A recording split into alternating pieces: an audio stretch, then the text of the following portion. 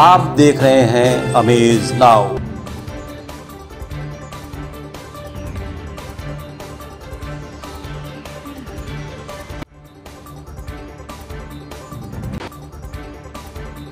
संसद से गोरखपुर पहुंचे ओम हरि बिरला।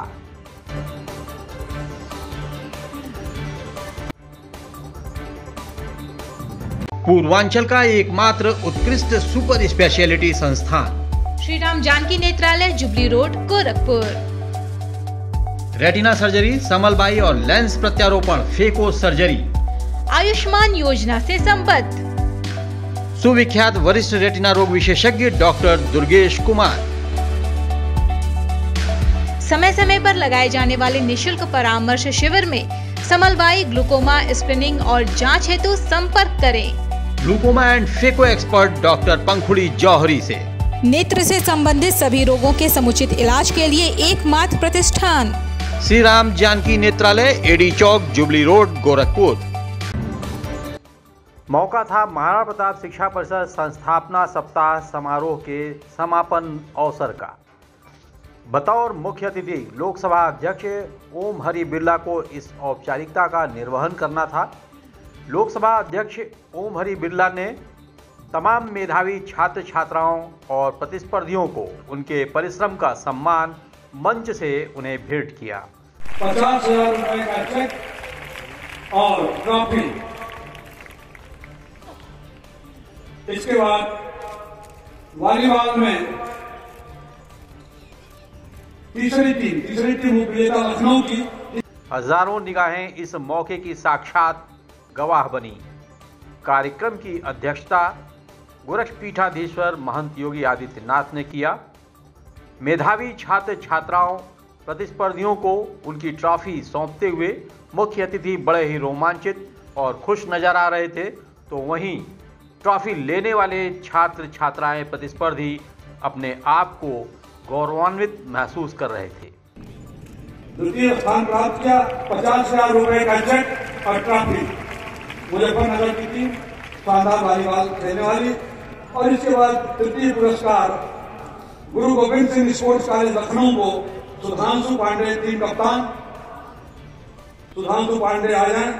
गुरु गोविंद अपने उद्बोधन में मुख्य अतिथि ने उस बीते कालखंड के नायक महाराणा प्रताप, मौजूदा कालखंड के नायक महंत दिग्विजयनाथ से लेकर योगी आदित्यनाथ को याद करते हुए भविष्य की निधि युवा पीढ़ी को भारत का भाग्य विधाता बताया।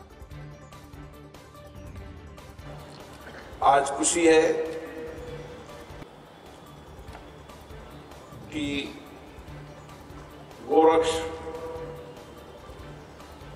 मंदिर के वर्तमान पीठाधीश्वर योगी आदित्यनाथ जी ने उसी परंपरा को, उसी आध्यात्मिक धर्म और संस्कारों को कठिन परिश्रम से आगे बढ़ाने का प्रयास किया है। ये धरती जो पूरे विश्व के अंदर, पूरे देश के अंदर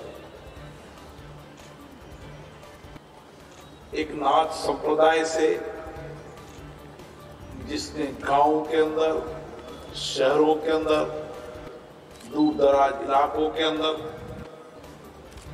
नाथ संप्रदाय के उन सभी विचारों के मानने वाले लोगों ने, महंतों ने, योगियों ने भारतीय आध्यात्मिक संस्कृति, धर्म को, मंदिरों को उन मुगल शासकों के आक्रमण से बचाने का काम किया।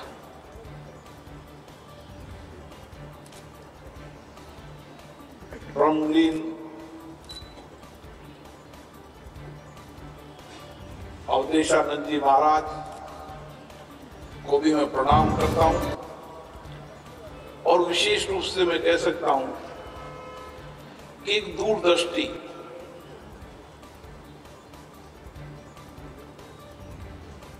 उस आजादी के उस आंदोलन के समय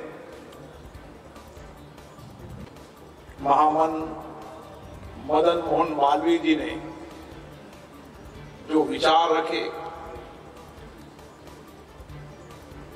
कि धर्म आध्यात्मिक के साथ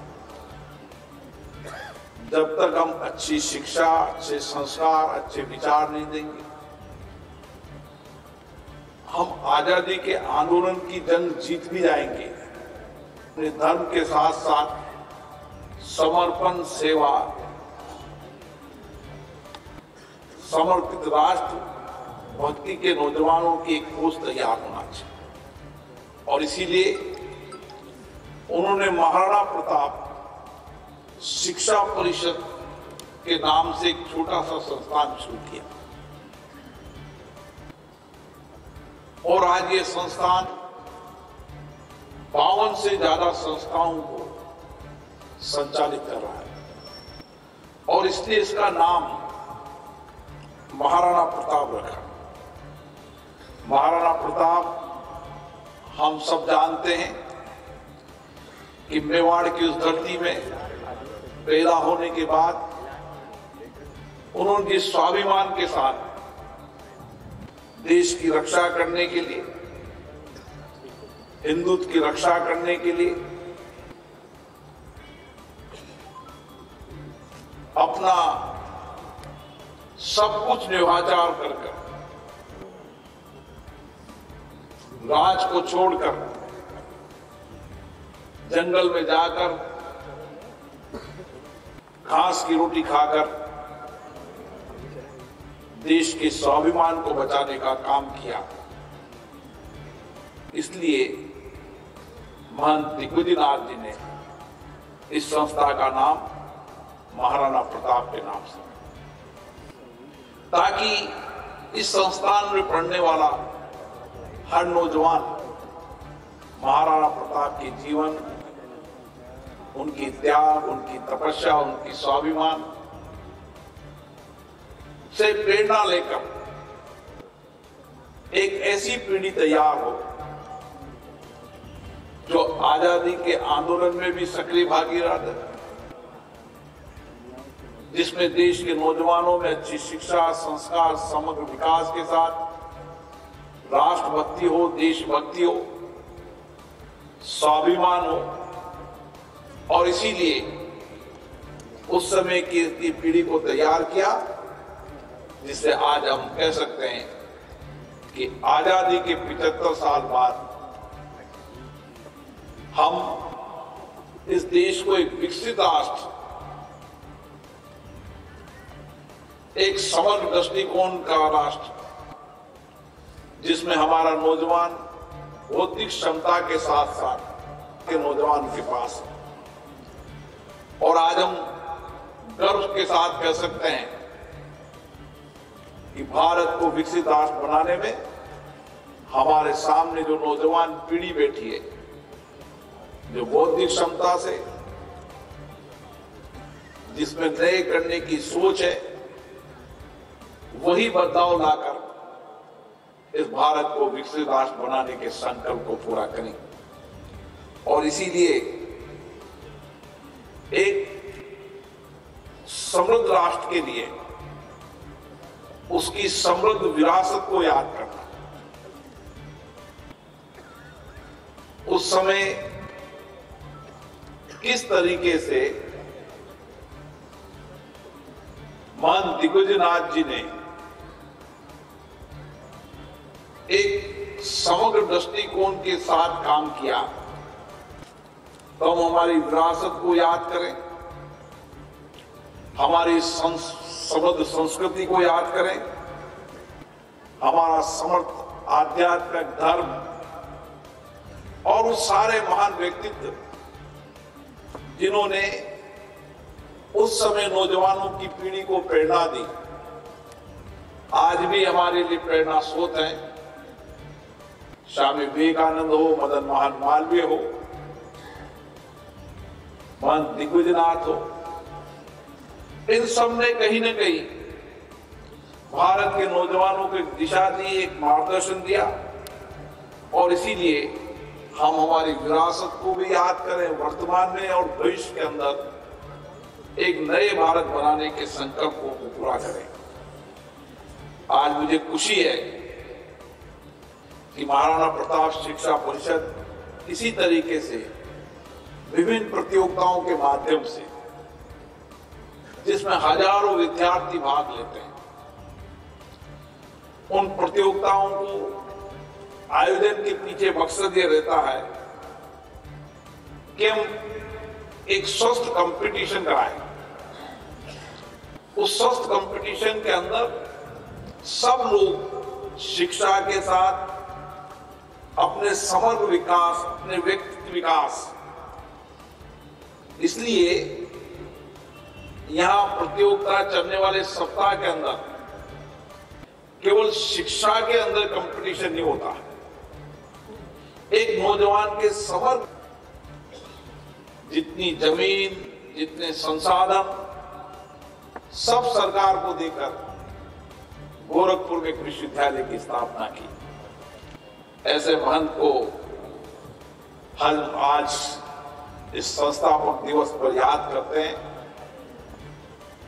उनकी त्याग, तपस्या, उनका सोच, उनकी दूरदृष्टि से हमें नई प्रेरणा मिलती है, ताकि हम आने वाले समय के अंदर माननीय प्रधानमंत्री जी का जो सपना है, जो संकल्प है, एक विकसित राष्ट्र बनाने का, उस संकल्प को पूरा कर सके। और साथियों, देश और दुनिया के अंदर हो, जो कुछ भी देश दुनिया के अंदर बदलाव लाए, वो बदलाव लाने का कारण हमारे नौजवानों ने किया। और इसीलिए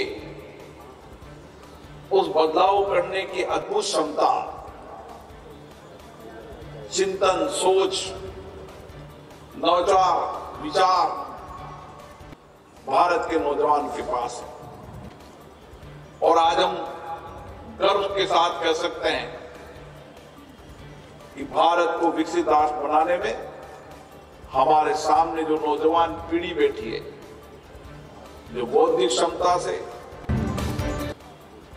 जिसमें नए करने की सोच है, वही बदलाव लाकर इस भारत को विकसित राष्ट्र बनाने के संकल्प को पूरा करें।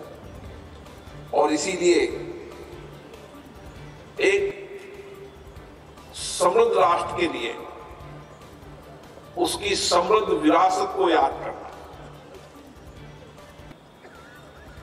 उस समय किस तरीके से महंत दिग्विजयनाथ जी ने एक समग्र दृष्टिकोण के साथ काम किया, तो हम हमारी विरासत को याद करें, हमारी समृद्ध संस्कृति को याद करें, हमारा समर्थ आध्यात्मिक धर्म और उस सारे महान व्यक्तित्व जिन्होंने उस समय नौजवानों की पीढ़ी को प्रेरणा दी, आज भी हमारे लिए प्रेरणा स्रोत हैं। स्वामी विवेकानंद हो, मदन मोहन मालवीय हो, बहुत बहुत शुभकामनाएं देता हूं, बधाई देता हूं, जिन्होंने इस प्रतियोगिता में जीतकर विजेता के रूप में विजेता बने। और उन नौजवानों को जो इस प्रतियोगिता में नहीं जीत पाए, अगली बार और कड़ी मेहनत करके और परिश्रम कर निश्चित रूप से आने वाले समय के अंदर वो प्रतियोगिता में जीते, ऐसी मेरी उन सबको शुभकामना है। साथियों, उत्तर प्रदेश देश का वो राज्य है जहां की वैभवपूर्ण संस्कृति, यहाँ की आध्यात्मिक, यहाँ के कठिन परिश्रम करने वाले लोग, आजादी के आंदोलन की विरासत, लेकिन उसके साथ बदलते उत्तर प्रदेश एक ऐसा राज्य जो आध्यात्मिक भी है, संस्कृति की नगरी भी है, देश प्रदेश भी है, लेकिन जो विकास की दृष्टि से, जो नए आधुनिक विकास की दृष्टि से दुनिया का सबसे बढ़ता हुआ देश, जिसकी एक समग्र दृष्टिकोण, नए विचार रखने वाले मुख्यमंत्री, जिन्होंने अपनी वैभव संस्कृति से संस्कृति, आध्यात्मिक धर्म की नगरी प्रदेश बनाने के साथ साथ किस तरीके से उत्तर प्रदेश के अंदर चाहे इंडस्ट्रीज का सेक्टर हो, चाहे सर्विस का सेक्टर हो, चाहे नौजवानों को अच्छी शिक्षा मिलने का हो, अच्छी चिकित्सा हो, तकनीकी ज्ञान विज्ञान हो, उस दिशा के अंदर एक लंबा दृष्टिकोण बनाकर काम शुरू किया। उत्तर प्रदेश जो विश्व के कई राज्यों को मिलाकर भी देश नहीं बन सकते, इतना बड़ा उत्तर प्रदेश है। लेकिन आज इस उत्तर प्रदेश के अंदर शांति है, कानून व्यवस्था बेहतर है, हर व्यक्ति को न्याय, सम्मान, समतामूलक समाज का निर्माण की योजना,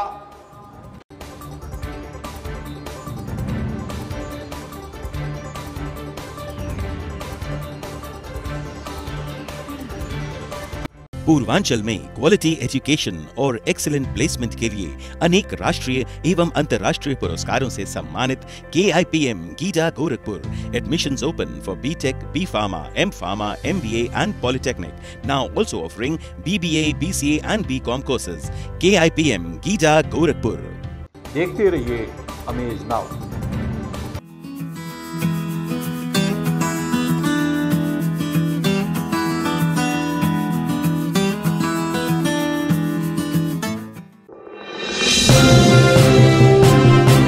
आप देख रहे हैं अमेज नाउ।